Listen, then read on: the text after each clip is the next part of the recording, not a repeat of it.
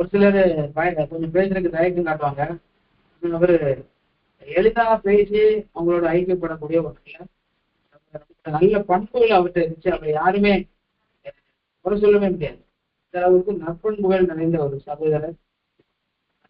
நிச்சயமாக கர்த்தருடைய சமூகத்தில் இருக்கிறாரு. அவருடைய காரியங்கள் நமக்கு முன்னுதாரணமா இருக்கு. அப்படி நிறைய நல்ல சுவாபங்கள் நமக்கு முன்னுதாரணமா இருக்குது.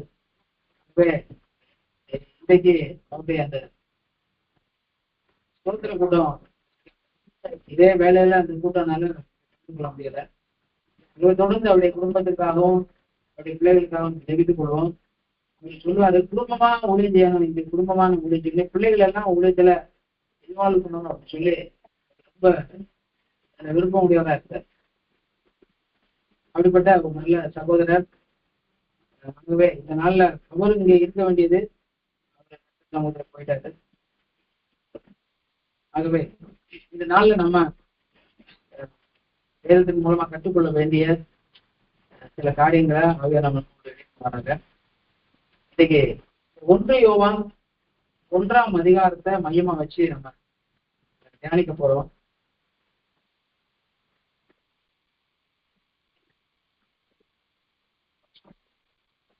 யோவான் 1ஆம் அதிகாரத்துல 3வது வசனத்தை யாரோ நீங்கள்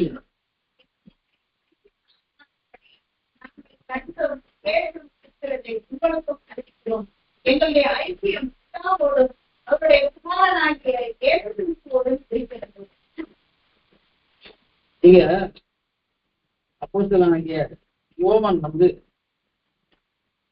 சொல்றாரு, நீங்க இந்த யோவான் சுவிசேஷமானாலும் சரி, ரூபமானாலும் சரி, அவர் ஆரம்பிக்கும் போதே வார்த்தையை முன்னிறுத்திதான் நினைக்கிறாரு.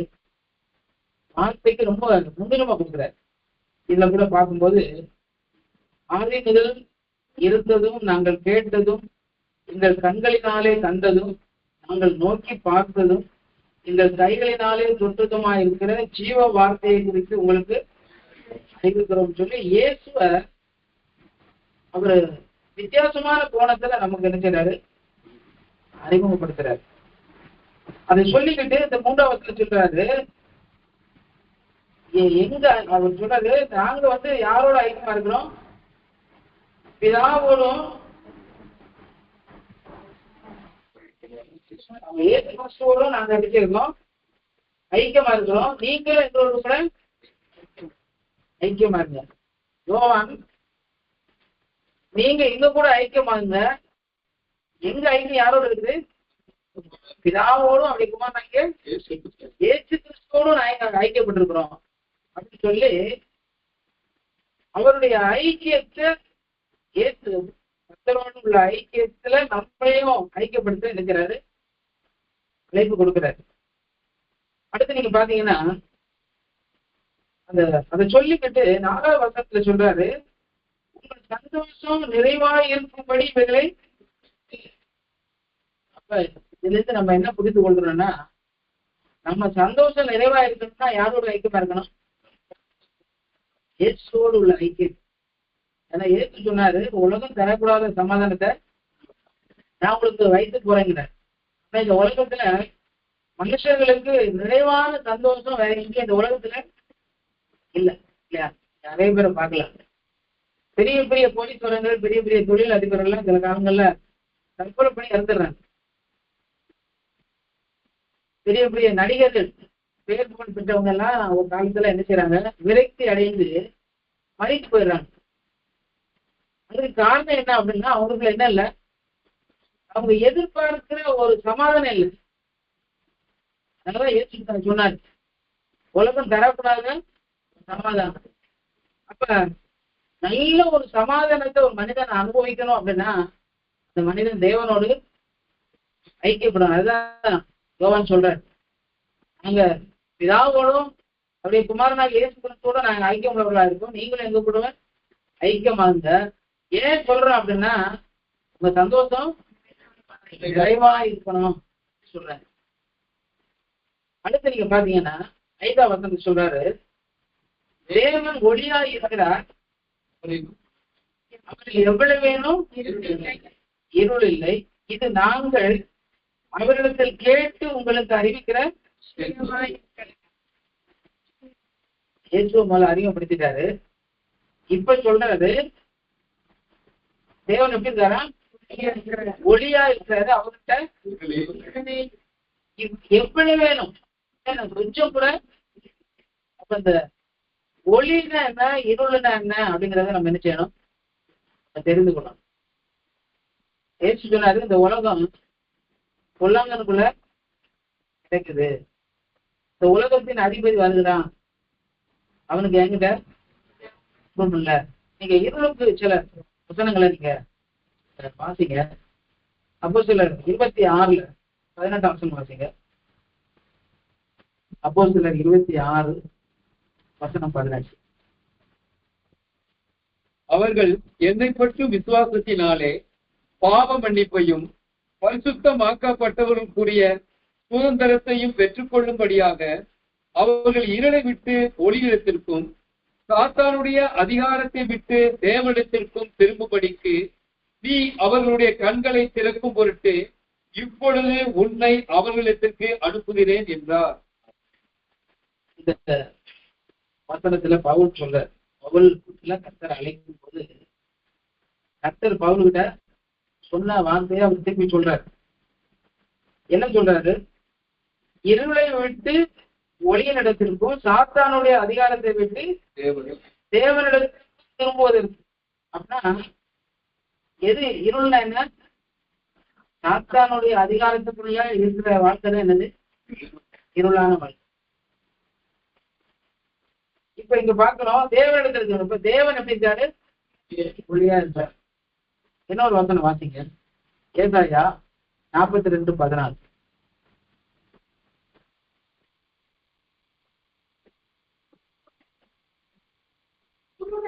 அவர்களை அறியாத வழிகளை நடத்தி அவர்களுக்கு தெரியாத பாதைகளை அவர்களை அவர்களுக்கு முன்பாக இந்த காரியங்களை நான் அவர்களுக்கு செய்வதை கைவிடாதிருக்கேன். இங்க இந்த வசனம் சொல்லுது, குருடரை அவர்கள் அறியாத வழியில நடத்தி அவர்களுக்கு தெரியாத பாதைகளை அவர்களை அழைத்து கொண்டு வந்து அவர்களுக்கு முன்பாக இருளை வெளிச்சமும். அப்படின்னா அந்த குருடர் யாருன்னா பாவ இருளுக்குள்ள இருக்கிற குருடங்க. பாவ இருளுக்குள்ள இருக்கிற குருடர்களை அவங்களுக்கே தெரியாத வழியில் என்னச்சு வர நடத்தி கோணலை செவ்வையுமாக்கி இருளை வெளிச்சமும் கோணலை. அப்படின்னா அவங்க வாழ்க்கை எப்படி இருக்கு? கோணலான வாழ்க்கை, நேரான வாழ்க்கை இல்லை, கோணலான கரடுமுடான கர்த்தர் விரும்பாத ஒரு வாழ்க்கை. அப்ப இருளை என்ன செய்வேங்கிறாரு? வெளிச்சமாக்குவேன். அப்ப இயேசுங்கிற அந்த வெளிச்சம் இல்லாதவங்க எல்லாருமே எங்கதான் இருக்காங்க? இருளா இருக்காங்க. இயேசு இல்லாத வாழ்க்கை இருக்கிறவங்க அந்த சொல்றல, யோவான் சொல்றாருல, உங்க சந்தோஷம் நிறைவா இருக்கும்படி சொல்றேன். அப்ப இயேசுவோட ஐக்கியப்படலைன்னா அவங்க வாழ்க்கை எப்படிதான் இருக்கும்? இருளாதான் இருக்கும், கரடுமுடாதான் இருக்கும், கோணலாதான் இருக்கும். அவங்க வாழ்க்கையில சமாதானம் திணிச்ச மாட்டாங்க. இயேசு இல்லாம அவங்க எவ்வளவு பேர் புகழ் பெற்றிருந்தாலும் அவங்க வாழ்க்கையில திணித்து விட மாட்டாங்க. இயேசு இல்லாம அவங்க எவ்வளவு செல்வங்களை அவங்க ஈட்டி இருந்தாலும் வாழ்க்கையில திணிச்ச மாட்டாங்க. அதனால பவுல் சொல்றாரு, போதும் என்கிற மனதோடு கூடிய தேவ பக்தியே மிகுந்த ஆதாயம். அப்ப தேவ பக்தி, உண்மையான தேவ பக்தி ஒரு மனிதனுக்கு இருந்துன்னா அவன் எப்படி இருப்பான்? போதும். இல்லைன்னா நீங்க என்ன கொடுத்தாலும் நினைச்ச மாட்டாங்க. அது பணமா இருக்கலாம், பொருளா இருக்கலாம், குடும்ப வாழ்க்கையா இருக்கலாம், பிள்ளைகளா இருக்கலாம். வேதம் நமக்கு கற்றுக் கொடுக்கிறது, கர்த்தர் நமக்கு என்ன ஆசீர்வாதம் கொடுத்தாரோ அது போதும். அது போதுங்கிற மனது நமக்கு இல்லைன்னா நம்ம ஆவிக்குரிய நிலையை பத்தி கொஞ்சம் என்ன செய்யணும்? சோதிச்சு பார்க்கணும். நல்ல ஆவிக்குரிய உறவு கர்த்தரோடு இருக்குன்னா, அதனாலதான் ஒரு இயேசு ஒரு ஓமையை சொல்றாரு. ஒரு மனுஷன் வந்து முத்த தேடுவான், ஒரு விலையுந்த முத்த வந்து அவனுக்குள்ள உண்டானவங்களுக்கு எல்லாத்தையும் வித்து அடிச்சுவான். அதை குறித்த சந்தோஷத்தால் சொல்லப்படும். அந்த முத்தை கண்டுபிடிச்சிட்டான், அதை குறித்த சந்தோஷத்தினால தனக்கு உண்டானவர்கள் எல்லாவற்றையும் வித்து அதை நினைக்கிறான். அப்படின்னா அந்த வசனம் நமக்கு என்ன கற்று தருது அப்படின்னா, அந்த விலையேறப்பட்ட முத்து இயேசு கிறிஸ்து தான். அந்த சந்தோஷத்தினால எல்லாத்தையும் வச்சு என்ன செய்யறான் அப்படின்னா அதனுடைய வாழ்க்கையில உள்ள மற்ற எல்லாவற்றையும் இது இயேசு அறிகிற அறிவுக்காக என்ன செய்யறாங்க, தியாகம் பண்றாங்க. தன்னுடைய நேரங்களையும் காலங்களையும் நீங்க பார்க்கலாம். நிறைய புற மதத்துல இருந்து ரட்சிக்கப்பட்டு இருந்தவங்க எல்லாம் உண்மையான தெய்வத்தை அறிஞ்சோன்னு அவங்க மீதி எல்லாத்தையும் விட்டு இதை பிரதானமா செய்யறதை நம்ம பார்க்க முடியும். அது காரணம் அது மாதிரி ரட்சிக்கப்படும் சொல்றதை நான் கேட்டிருக்கேன். ஒரு 20 வருஷத்துக்கு முன்னால இந்த இயேசு அறிஞ்சிருந்தான்னா அப்படின்னு சொல்லுவாங்க, என் வாழ்க்கையே வீணாக்கிட்டேனே அப்படிமா. அப்ப இத இயேசு ஒரு மனிதன் அறியாம இருந்தா அவனுடைய வாழ்க்கை நிச்சயமா இப்படிதான் இருக்கும், போனாலதான் இருக்கும். இன்னொரு வசனம் வாசிக்க, ரோமர் 1ஆம் அதிகாரம் 21வது வசனம். ரோமர் 1:21.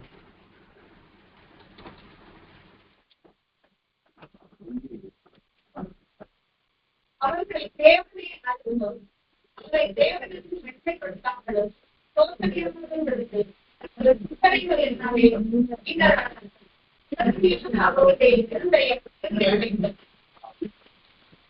இந்த வசனத்தை நம்ம ஒரு காரியத்தை கற்றுக்கொள்ளலாம்.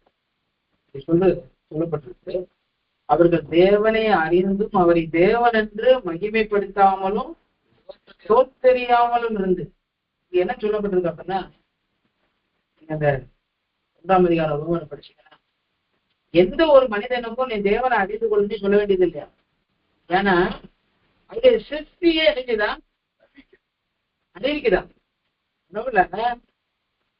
அவருடைய சிருஷ்டிப்பே வெளிப்படுத்துறார். இங்க சொல்லப்பட்டிருக்கு, அவங்க தேவனை அறிந்தும் அவரை தேவன் என்று மகிமைப்படுத்தாமலும் தோற்றறியாமலும் இருந்து தங்கள் சிந்தனைகளினாலே நினைக்கிறாங்க வீணரானார்கள். உணர்வில்லாத அவர்களுடைய இருதயம் எப்படி இருள் அடையும்னா, தேவனை அறிஞ்சிருந்தும் சில நேரத்துல உணர்வு இல்லைன்னா என்ன செய்யணும், இருள் அடைஞ்சிடும். அதனால நிறைய கர்த்தரை அறிந்த பிள்ளைகள் கூட பின்வாங்கி போறதுக்கும் பாவ செய்கைகளை அடிமைப்பட்டு போறதுக்கு காரணம் என்னன்னா, உணர்வு இல்லாம. எப்படி உணர்வு இல்லாம? அது மட்டும் இல்லாம சொல்லப்பட்டிருக்கு, தேவன் என்று மகிமைப்படுத்தாமல். உலகத்துல மகிமைக்குரிய ஒருத்தர் உண்டுன்னா யார் தான்? நம்ம ஒருவேளை நம்ம ஏதாவது ஆசீர்வாதங்களை பெற்றுருக்கோம் அப்படின்னா நீங்க யோசிச்சு பார்த்தீங்கன்னா இந்த ஆசீர்வாதம் நம்முடைய முயற்சினால வந்ததுன்னு சொல்ல முடியுமா? நீங்க யாரும் நம்மளை விட கடுமையான உழைச்சவங்க எல்லாம் ஏழ்மையா இருக்கிறாங்க. நம்மளை விட அறிவாளிகள் எல்லாம் வாழ்க்கையில தோத்து போயிருக்காங்க, அப்படிதானே? அப்ப யாருமே இது ஏன் சாமர்த்தியத்துல வந்து சொல்ல முடியாது, சொல்லவே முடியாது. ஆனா கர்த்தரை அறிந்த பிள்ளைங்க கர்த்தரை தான் நினைச்சணும். ஒருவேளை நம்ம சில சரீரத்துல சுகபலம் இருந்தாலும் அதுக்கு யார் தான் காரணம்? கர்த்தருக்குதான் மகிமை செலுத்தும்.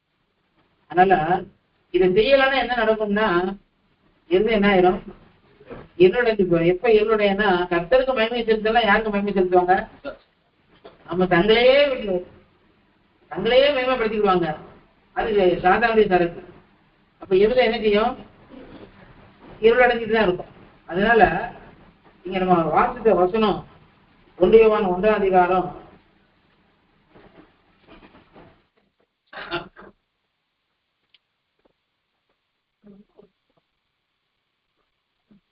7 கர்த்தத்தை என்ன இல்லையா, கொஞ்சம் வேணும் அவர்கிட்ட, என்ன இல்ல அவர்கிட்ட எவ்வளவு வேணும், இருளில்லை. இது நாங்கள் அவரிடத்தில் கேட்டு உங்களுக்கு அறிவிக்கிற விசேஷமா இருக்குது. யோவான் எவ்வளவு தெளிவா இந்த சத்தியத்தை சொல்றாருங்கிறது நம்ம கவனிக்கணும். அப்புறம் பாத்தீங்கன்னா 6ஆம் வசனம் பாத்தீங்க, நாம் அவரோட ஐக்கியப்பட்டவர்கள் என்று சொல்லியும் இருளிலே நடக்கிறவர்களாய் இருந்தால் சத்தியத்தின்படி நடவாமல் பொய் சொல்லுகிறவர்களாய் இருப்போம். இங்க சொல்லப்பட்டிருக்கு, இவர் ஐக்கியப்படுங்கன்னு சொல்றாரு. அப்புறம் சொல்றாரு, அவரோடு ஐக்கியப்பட்டவர்கள் என்று சொல்லியும் இருளிலே நடக்கிறவர்களா இருந்தால் சத்தியத்தின்படி நடவாமல். இப்ப நீங்க இருக்கிற நம்ம, நான் இயேசுவோடு ஐக்கியப்பட்டிருக்கிறேன் அப்படின்னு சொல்லி இருளான காரியங்கள் நம்ம வாழ்க்கையில இருந்ததுன்னா யாரும் பொய்யர். என்ன இல்லை, இன்னும் சரியா ஐக்கியப்படலைங்கிறது அர்த்தம். அதுக்கு வழி கீழே சொல்லியிருக்காரு. 7ஆம் வசனம் பாத்தீங்க. அவர் ஒளியில் இருக்கிறது போல நாமும் ஒளியிலே நடந்தால் ஒருவரோடொருவர் ஐக்கியப்பட்டிருப்போம். அவருடைய குமாரனாகிய இயேசு கிறிஸ்துவின் ரத்தம் சகல பாவங்களை நீக்கி நம்மை சுத்திகரிக்கும் சொல்றாரு. அவர் ஒளியில் இருக்கிறது போல, யாரு இருக்கிறாரு? இயேசு ஒளியில இருக்கிறது போல நாமும் ஒளியில் நடந்தால், இயேசு ஒளியா இருக்காரு, அவருடைய கொஞ்சமும் இருள் இல்லை. அப்ப அவரோடு நம்ம ஐக்கியப்படுத்தா நம்மகிட்ட இருள் இருக்கக்கூடாது. இந்த வசனத்தை சொல்றாரு. அப்படி அவரோடு நம்ம நடந்தோம்னா நம்ம ஒருவரோடு ஒருவர் ஐக்கியப்பட்டு, இந்த ஐக்கியம் என்ன ஐக்கியம் அப்படின்னா உலகத்துல மற்ற மனுஷர்களோடு நமக்கு இருக்க ஒரு ஐக்கியம். இப்ப என்ன இல்லைன்னா நிறைய பேர்ட்ட என்ன சின்ன சின்ன காரியங்களுக்கெல்லாம் நினைச்சிருவாங்க, சண்டை போட்டு விடுவாங்க, கோச்சு விடுவாங்க, பிரிவினை அவங்கள்ட்ட வந்துருது. அது காரணம் என்னன்னா அவங்க தேவனோட வசனம் சொல்லுது, அவரோடு ஐக்கியப்பட்டிருந்தானா நம்ம என்ன செய்வோம், மற்றவங்களோடு அவருடைய குமாரனாகிய இயேசு கிறிஸ்துவின் ரத்தம் சகல பாவங்களை நீக்கி நம்ம என்ன செய்யுது, சுத்திகரிக்குது. அப்ப இயேசு கிறிஸ்துடைய ரத்தம் தான் நம்மளை என்ன செய்யுது, அந்த இருளான வாழ்க்கை நம்மளை பற்றிக்கொள்ளாதபடி அவருடைய ரத்தம் தான் நம்மளை சுத்திகரிக்குது. இந்த வசனம் இப்ப நீங்க இதை வாசிக்கும் போது புரியாது. அதுக்கு அடுத்த வசனத்தை வாசிச்சேன்னா அடுத்த 2 வசனத்தை வாசிக்கும் போது அது எப்படி நம்மளை சுத்திகரிக்குங்கிறத நீங்க அறிந்து கொள்ள முடியும். நமக்கு பாவம் இல்லை என்போமானால் நம்மை நாமே வஞ்சிக்கிறவர்களா இருப்போம். சத்தியம் நமக்குள் இராது. நம்முடைய பாவங்களை நாம் அறிக்கையிட்டால் பாவங்களை நமக்கு மன்னித்து எல்லா அநியாயத்தையும் நீக்கி நம்மை சுத்திகரிப்பதற்கு அவர் உண்மையும் நீதியும் உள்ளவராய் இருக்கிறார். இது சொல்லப்பட்டிருக்கு. இப்ப இயேசுவோடு இருந்து ஒரு மனுஷன் இருளான வாழ்க்கையில வாழ்ந்தானா அவன் பொய்யன்.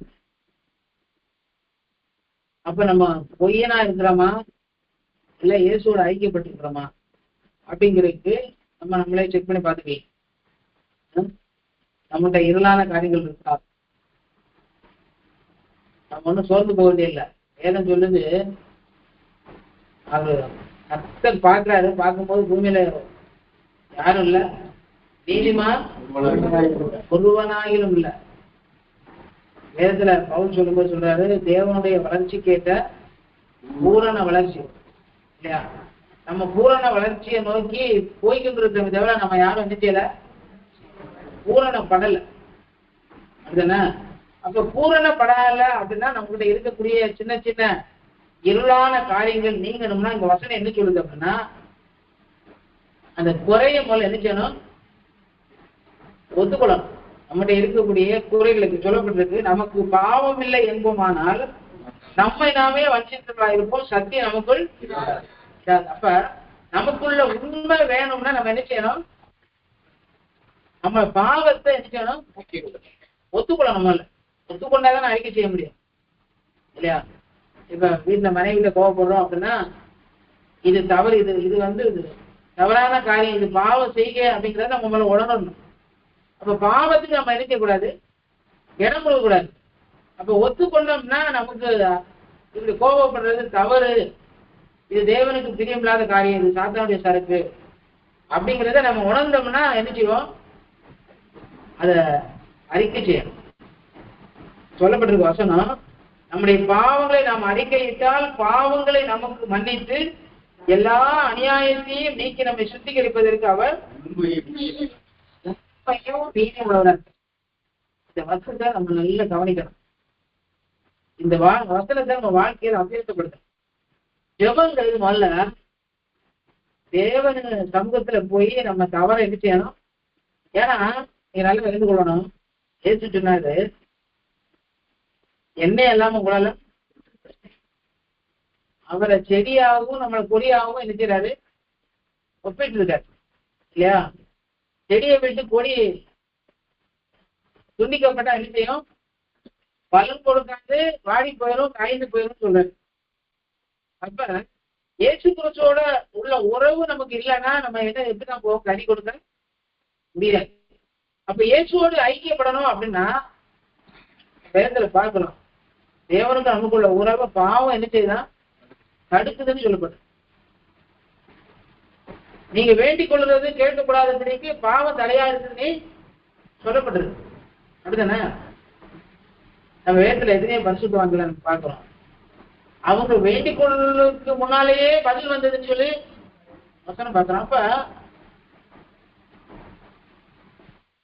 யாரு நீதிமான் அப்படின்னா நீங்க பைபிள்ல பாத்தீங்கன்னா இந்த வசனத்தின்படி நம்முடைய குறைவுகளை நானே சொல்றாரு. நம்முடைய குறைவை யாரு ஒத்துக்கொள்ளுறவன் யார்? நம்ம என்ன செய்யறோம் அப்படின்னா கோபத்துக்கு காரணம் தேடும். நீ இப்படி பண்ணுனா அதனாலதான் நான் கோபப்பட்டேன், நீ இப்படி செய்தா அதனாலதான் இதுக்கு பதில் செய்வேன். இதுதான் எங்க நடக்குது, அரபு கண்ட்ரில இதான் நடக்குது. நீங்க நடக்கிற போருக்கு காரணம் என்ன? நீ முதல்ல என்ன தாக்குனா நல்லா நானும் திருப்பி தாக்குறேன். இதுதானே உலகம் முழுக்க நடக்குது. வேதம் என்ன சொல்லுதுன்னா நீங்க வழக்காடுவது எவ்விதத்திலும் குற்றமா இருக்குது.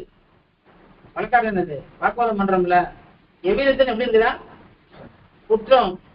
குற்றம்னா என்னாலே பாவம் இல்லை, அதுதானே?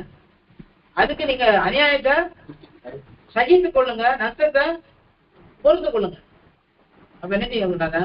ஒரு மனுஷன் அநியாயம் பண்ணான்னா சகிச்சுக்கணுமா, வழக்காட கூடாது, சண்டை போடக்கூடாது. அப்ப இதை நம்ம என்ன செய்ய நியாயப்படுத்துறோம். இதனாலதான் நான் கோவப்பட்டேன், இதனாலதான் நான் இப்படி பண்ணினேன், இதனாலதான் பதிலுக்கு செய்வேன். வேதம் நமக்கு அதுக்கு இடம் கொடுக்கவே இல்லை. இந்த வசனத்தை பார்க்கிறோம், பாவத்தை என்ன செய்யணுமா? நம்மளுடைய நிறைய குறைவுகள் இருக்கு, நிறைய இருளான காரியங்கள் நம்மகிட்ட இருக்குது. நீங்க அதுக்கு வேதத்துல நிறைய பாவத்துக்கு நிறைய பட்டியலே இருக்குது. குறிப்பா நான் ஒரு சில பாவத்தை சொல்றேன். இந்த பாவ பட்டியல்லாம் 2 Corinthians 12:20 ஒரு பட்டியல் இருக்கு, வாசிக்க வேண்டாம். இதெல்லாம் வாசிட்டு 2 Corinthians 12 வாசிக்கலாம்.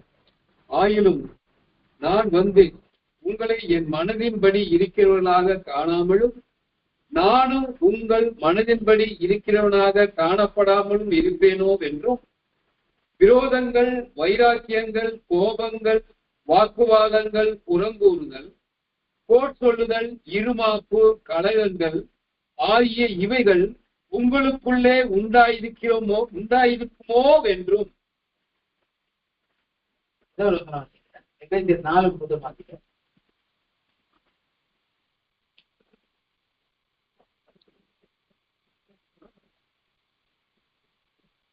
சகலவிதமான கசப்பும், கோபமும், மூர்க்கமும், கூக்குரலும், தூஷணமும் மற்ற எந்த துர்க்குணமும் உங்களை விட்டு நீங்க கடவுது.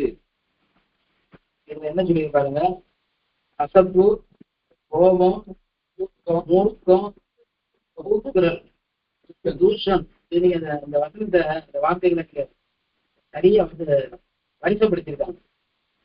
கசப்பு, ஒரு மனுஷன் கசப்பு இருந்தா என்ன வரும்? கோபம் வரும். கோபம் வந்தா என்ன வரும்? ஆட்களை பார்த்திருக்கேன், என்ன வரும்? மூர்க்கம் வரும். இவங்களாங்கிற மாதிரி நம்ம நினைப்போம். சக்தியில பார்க்கும்போது ரொம்ப சாந்தம் உள்ள பிரதர் நம்ம நினைச்சிருப்போம். வீட்டுல கோபப்படும் பாத்தீங்கன்னா எப்படி இருக்கும்? மூர்க்கம் இருக்கும். மூர்க்கம் வந்தா என்ன வரும்? கூக்குரல் வரும், சத்தம், சவுண்ட் ரைஸ் ஆகும். அப்படி என்ன வரும்? தூஷணம். தூஷணம் என்ன பாத்தீங்களா? வசனத்தை ஆவியானவங்க அப்படியே வருத்தப்படுத்தி வச்சு.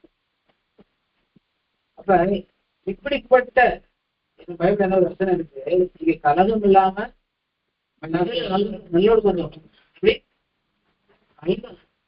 சகல நல்லொழுக்கத்தோடும் கலகம் இல்லாம அமைதியுள்ள ஜீவனம் படிக்க என்ன செய்யணுமா? அதிகாரத்தில் என்ன சொல்றது? ராஜாக்களுக்காக ஜெபிக்கணும். அப்ப நம்ம அமைதியுள்ள ஜீவனம் பண்ணணும்னா என்ன செய்யணும்?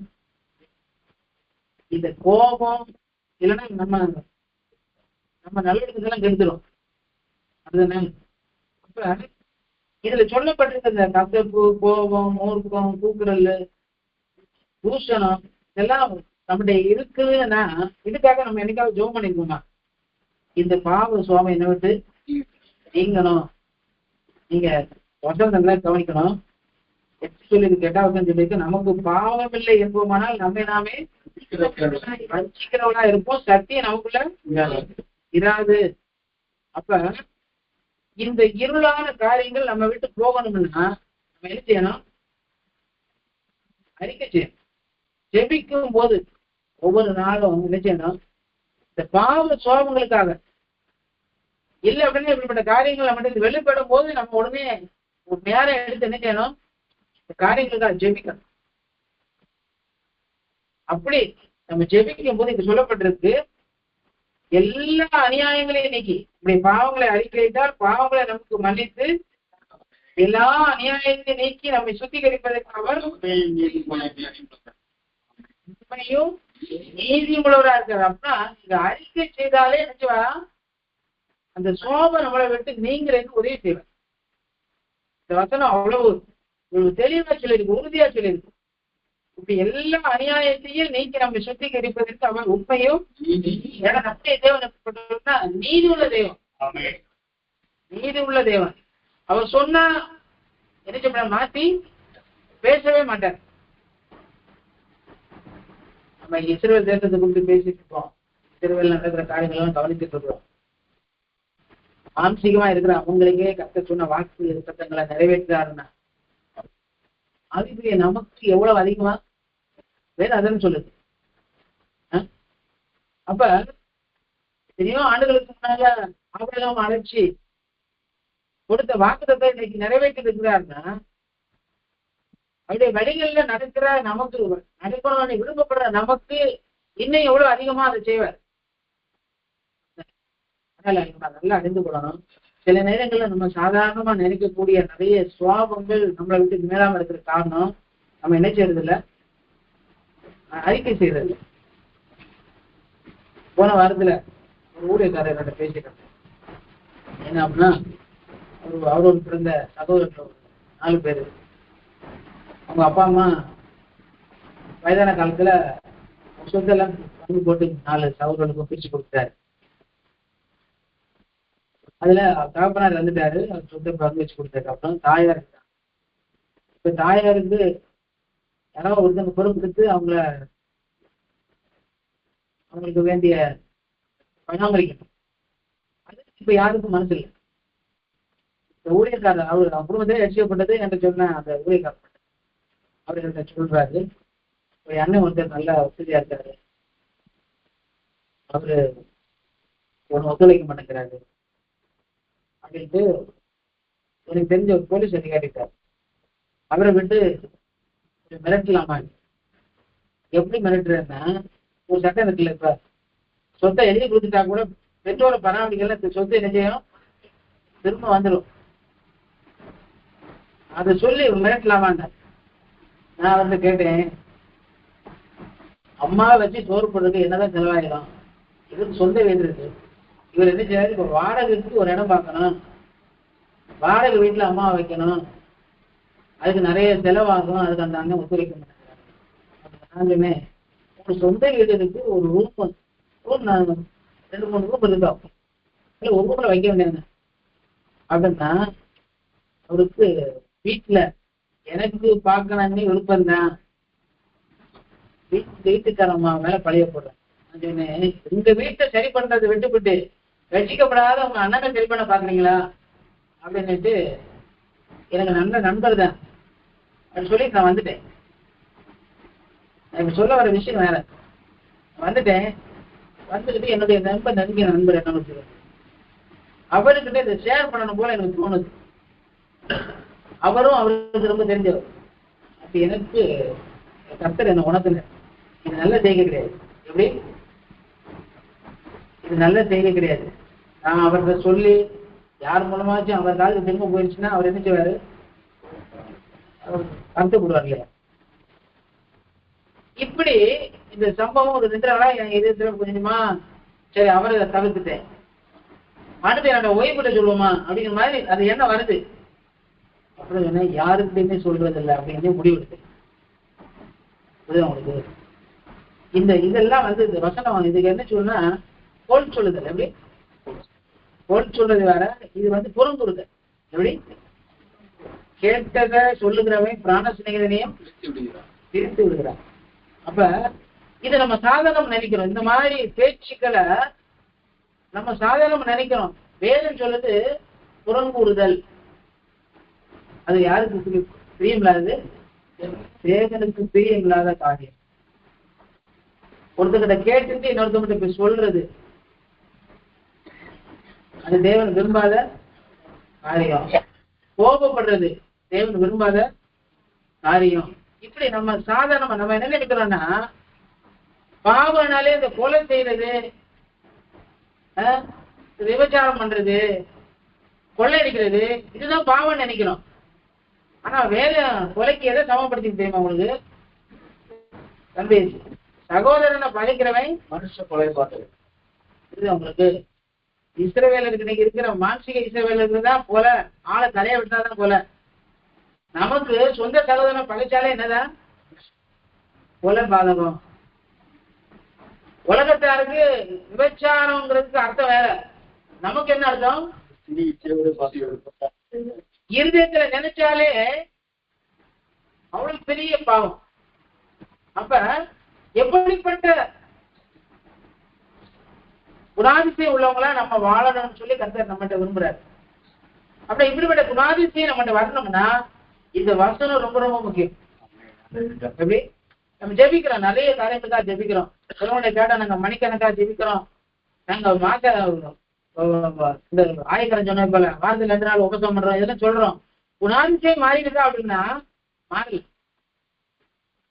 ஏன்னா காரணம் அப்படின்னா நம்முடைய பாவத்தை நம்ம என்ன செய்யல, நம்ம ஒத்துக்கொள்றதே இல்லை. இது தவறுன்னு ஒத்துக்கொள்றதே இல்லை. நம்ம எல்லாம் சராசரியான மனிதர்களை போல நம்மளும் இதுக்கெல்லாம் நகர்த்திக்கிட்டே இருக்கும். ஆனா தேவன் நம்ம கிட்ட விரும்புகிற அந்த நீதியான வாழ்க்கை இயேசு கிறிஸ்துவ போல அவர்கிட்ட எவ்வளவு வேணும், இருள் இல்லை. நம்மகிட்ட எவ்வளவு கொஞ்சம் கூட இருள் இருக்கக்கூடாதுன்னு கற்று விரும்புறேன். ஆனா நம்ம என்ன சொன்னாரு, நான் இருக்கிற இடத்துல நீங்களும் இருக்கும்படி அருள் செய்வேங்கிறார்.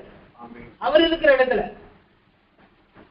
இயேசு கிறிஸ்துடைய வருகை வரைக்கும் மனுஷனுக்கும் தேவனுக்கும் ஒரு பெரிய பிரிவினை இருந்துச்சு இல்லையா? அந்த பிரிவினைக்கு அவருடைய ரத்தத்தையே சிந்தினார். அப்ப அவருடைய பார்வையில நம்ம விலையேற பெற்றவங்க. இயேசு கிறிஸ்துவ குறித்து அவருடைய வல்லமைய அவருடைய மகத்துவங்கள் எல்லாம் நம்ம குறித்து வேதத்துல ஆராய்ந்தோம்னா நம்ம எல்லாம் சங்கீதக்காரர் தான் சொல்றாரு, மனுஷனை நீங்க நினைக்கிறதுக்கும் அவனை விசாரிக்கிறதுக்கும் அவனுக்கு ஆளே கிடையாது. மனுஷன் அதுக்கு ஆளே கிடையாது. ஆனா அவர் படைக்கும் போது அவருடைய படைப்பின் நோக்கம் என்ன? மனுஷன் தன்னோட அவரோட இருக்கணும். அதான ஆதாம் ஏவாளோட உலாவினான்னு சொல்லி பார்க்கணும்ல, அதுதான் அவருடைய நோக்கம். உலகத்துல இருக்க எல்லாத்தையும் மனுஷனுக்காக உண்டு பண்ணி மனுஷனை தனக்காக இருக்கிறாரு உண்டு பண்ணாரு. நம்ம பார்க்கிற எல்லாம் பார்த்து வேந்து போகிற எல்லா சிருஷ்டிப்பின் மகத்துவமும் நமக்காக வச்சிருக்கிறாரு. அந்த மகத்துவத்துக்கு மேலாக நம்மளை நினைச்சிருக்காரு. அதுக்கு மேலாக நம்மளை படைத்து அவரோடு ஐக்கியம் கொண்டு, ஏன்னா நீங்க இயேசு கிறிஸ்து வந்து அன்புள்ள தெய்வம், வெளிப்பட்டது அன்புள்ள சிநேகிதர்கள் கூட ரொம்ப நீங்க பாத்தீங்கன்னா சில பிள்ளைங்க எல்லாம் காலேஜ்ல ஒரு 4 வருஷம் படிச்சுட்டு காலேஜ் முடிஞ்சு வீட்டுக்கு போகும்போது பிரிய முடியாம தற்கொலை பண்ண பிள்ளைகளை நம்ம கேட்டுக்கோமா இல்லையா செய்தியாளர்கள? அப்ப அந்த பிள்ளைகளுடைய அன்பு எப்படி இருக்குது? பிரிக்க முடியாத அன்பு. உலக மனுஷனுடைய அன்பு அப்படி இருக்குன்னா நம்முடைய தேவனுடைய அன்பு எப்படி இருக்கும் இல்லையா? அவர் மனுஷன்கிட்ட அவ்வளவு ஐக்கியப்படணும்னு விரும்புறாரு. உலக மனுஷனை தேவனை விட்டு பிரிக்கிறதுக்கு அது முயற்சி பண்ணிடுது. அதான் அந்த உலகத்துக்குள்ள கிடக்குன்னு சொல்றாரு இல்லையா? உலகத்தின் அதிபதி வருகிறான். உலகத்தின் அதிபதினா எது உலகம்? நம்ம பார்க்கிற இந்த பூமியில உலகம். இந்த பாவ காரியங்கள் இருக்கு இல்லையா, இதுக்குதான் அவர் அதிபதி. நீங்க தப்பா நினைக்க கூடாது. எப்படி இந்த பூமியை நமக்கு கொடுத்துருக்கிறாரு. அங்க ஒருத்தர் ஒரு பொய்யை இருந்துகிட்டு என்ன செய்யறான், இது ஏன்கிட்ட இருக்கு, நான் விரும்பினவங்களுக்கு இதை கொடுப்பேன் அப்படின்னு சொல்லி அவன் போய் சொல்லிட்டு இருக்கான். அவனுக்கு பேர் என்னது? பொய்யனும் பொய்க்கு பிதாவுமா இருக்கிறான். அப்ப இந்த உலகத்தின் அதிபதினா இந்த பார்க்கிற இந்த உலகத்தின் இது இல்ல, இந்த பாவத்துக்கெல்லாம் ஒரு அதிபதி. நீங்க இந்த பாவம் செய்கிற மனுஷர்களை நீங்க பாத்தீங்கன்னா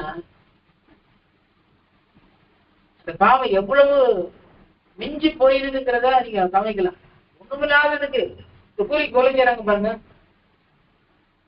இந்த சமீபத்துல இந்த ரவுடிகளை பத்தி நீங்க நிறைய நியூஸ்கள்லாம் கேட்டிருப்பீங்க.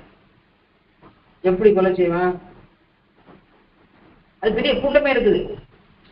ஒவ்வொரு ஊர்லயும் பெரிய பெரிய கூட்டமே இருக்கு.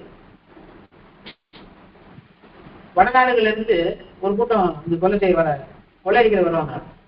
அவங்க ஒரு மனிதனை பெரிய இரும்பு கம்பி வச்சிருப்பாங்க, தலையில அடிச்சு துடிக்கும் போது ரசிப்பாங்க. எப்படி துடிக்கும் போது ரசிப்பாங்க. அவனுக்கு மனுஷனை கொலை பண்றதுல ஒரு சந்தோஷம். இப்ப நம்முடைய இருதயத்தை நம்ம யோசித்து பார்த்தோம்னா சிலவங்க இந்த இன்ஜெக்ஷன் போடுறது கனவு விடுவாங்க பாத்தீங்களா. ரத்தத்தை பார்த்தாலே மயங்கி விடுறா இருக்காங்க பாத்தீங்களா. அப்புறம் மனிதனுடைய இருதயம் எப்படி பண்ணுவாங்க, இருதயம் இலகுவான ஒரு அன்புள்ள இருதயம். ஆனா அந்த இருதயம் எப்படி கடினமா அது பாத்தீங்களா. இதுதான் சாத்தானுடைய காரியம். இதே போலதான் நம்ம குடும்பங்கள்லயும் சின்ன சின்ன காரியங்களை நீங்க இடம் கொடுத்தீங்கன்னா அது வலுப்பட்டு வாசித்தோம் இல்ல, அந்த மாதிரி கடினமான வார்த்தைகள், கடினமான காரியங்கள், சம்பவங்கள் வந்து குடும்பத்துல என்ன ஆயிரும், பெரிய பிளவையே உண்டு கிடையாது. இது சாத்தா அந்த மாதிரி தான் நினைச்சான். சின்ன சின்ன காரியங்களை அது ஒரு நம்ம இப்படிப்பட்ட காரியங்களை அற்பமா நினைச்சோம்னா நம்ம வாழ்க்கையில பெரிய பிரதானமான இடத்தை நினைச்சிருவான், பிடிச்சிட்டு உட்கார்ந்துடுவான். அப்ப நம்ம கிறிஸ்தவங்க, ரட்சிக்கப்பட்டவங்க, ஆலயத்துக்கு போறவங்க, நல்ல கிறிஸ்தவ குடும்பத்துல பிறந்தவங்கிற வாசனை எல்லாம் இல்லாம உலகத்தாரை விட படுகவலமா போயிடும். அப்ப இந்த கிறிஸ்துவ அறிஞர்களுடைய இந்த சத்துவத்தை நம்ம அறியணும்னா இந்த வசனத்தை நம்ம வாழ்க்கையில என்ன செய்யணும், அபியாசப்படுத்தணும். அந்த அந்த வார்த்தை எவ்வளவு நமக்கு உறுதி சொல்ல இருப்பாங்க. பாவங்களை நமக்கு மன்னித்து எல்லா நியாயத்தையும் நீக்கி நம்மளை சுத்திகரிப்பதற்கு அவர் உண்மையும் நீதியும் உள்ளவரா இருக்கிறார். அதுக்கு உத்தரவாதம் பண்ற. நம்ம ஒருவேளை கிறிஸ்தவங்களும் சில பேர் நம்ம பேசணும்னா கிறிஸ்தவங்களும் மற்றவங்களும் அதனால இருக்காங்க.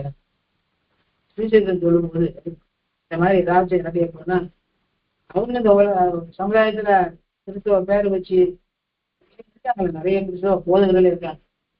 பதவிக்காக சண்டை போடுறவங்க, சேரத்துக்கு உடைக்கிறவங்க இருக்காங்கல்ல, அவங்கள நமக்கு உதாரணம் நம்பிக்கிறாங்க.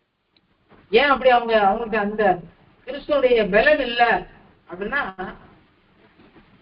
இந்த வசனத்தை கவனிக்கல, வசனத்தை வாழ்க்கையில என்ன செய்யல, அவங்க அபியாசப்படுத்தல.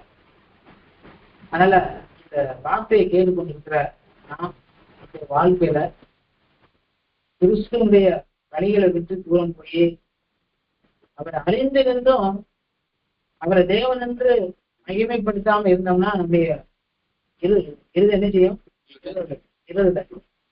என்ன ஒரு காரியம் நீங்க பாத்தீங்கன்னா கர்த்தர் கொடுத்திருக்கிற நன்மைகள் எல்லாத்தையும் தங்களை மேன்மைப்படுத்துறதுக்காக பயன்படுத்த சொன்னார். ஒருவரால் ஒருவர் வருகிற மகிமைய விரும்புகிற நீங்க எப்படி என்ன ஏற்றுக்கொள்வீங்க. அப்ப கர்த்தர் நம்மகிட்ட விரும்புறது என்னன்னா அவர்கிட்ட வரக்கூடிய மகிமையை நம்ம நினைச்சணும் விரும்பணும். மனுஷத்துல இருந்து வருகிற மகிமை இல்லை. ஒருத்தங்க நம்மளை உயர்த்தி பேசிட்டா நமக்கு பிரியமா இருக்குது. பவுல் அதான் சொல்றாரு, எங்க எஸ்தர் என்று சொன்னாலும் விஜயஸ்தராகவும் ஒன்றுமில்லாதவர்கள் என்று சொன்னாலும் அநேக ஐஸ்வர்யவான்களாகவும் அப்படி சொல்றாரு. அப்படின்னா அவர் என்ன சொல்றாரு அப்படின்னா பவுல் தன்னை குறித்து சொல்லும்போது அவருடைய ஜாதியை சொல்றாரு, படிப்பை சொல்றாரு, சொல்லிக்கிட்டு இது எல்லாத்தையும் கிறிஸ்துவுக்காக, கிறிஸ்துவ அறிவை மேன்மைக்காக. அப்ப ஒரு காலத்துல கிறிஸ்துவ அறியறைக்கு முன்னால இதெல்லாம் மேன்மைன்னு சொன்னவரை கிறிஸ்துவ அறிஞ்சவன குப்பங்கிற. அப்ப உலகத்துல இருக்க காரியங்களை நம்ம மேன்மை நினைச்சிட்டு இருந்தோம்னா நம்ம இன்னும் கிறிஸ்துவ அறிக்கையில சரியா அறிந்து கொள்ளணும்.